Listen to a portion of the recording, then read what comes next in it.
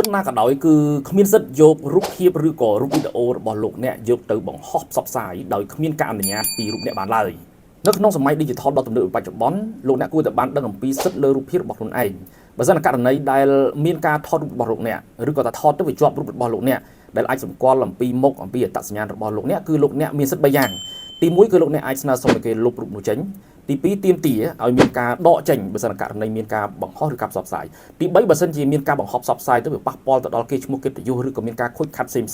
ទៅដល់លោកអ្នកគឺលោកអ្នកមានសិទ្ធិក្នុងការទាមទារឲ្យមានការជួសជុលការខូចខាតនោះបានករណីមួយទៀតប្រសិនបើមានការថតរូបឬក៏ថតរូបភាពចេញអំពីទីតាំងឯកជនរបស់លោកអ្នកគឺលោកអ្នកមានសិទ្ធិក្នុងការប្តឹងទៅតុលាការព្រហ្មទណ្ឌដើម្បីផ្តន្ទាទោសជននោះបានដែលជននោះនឹងប្រឈមមុខទៅនឹងការជាប់ពន្ធនាគារពី1ខែទៅ1ឆ្នាំនិងមានការពិន័យជាប្រាក់ថែមទៀតផងអ្វីដែលគួរចាំគឺថាលោកអ្នកជាម្ចាស់រូបដូច្នេះលោកអ្នកគឺមានសិទ្ធិគ្រប់បែបយ៉ាងក្នុងការការពារមិនឲ្យជនណាមួយរំលោភបំពានលើសិទ្ធិលើរូបភាពរបស់លោកអ្នកបានឡើយហើយទាំងនេះគឺត្រូវបានការពារទៅដោយច្បាប់ជាធរមាននៃប្រទេសកម្ពុជា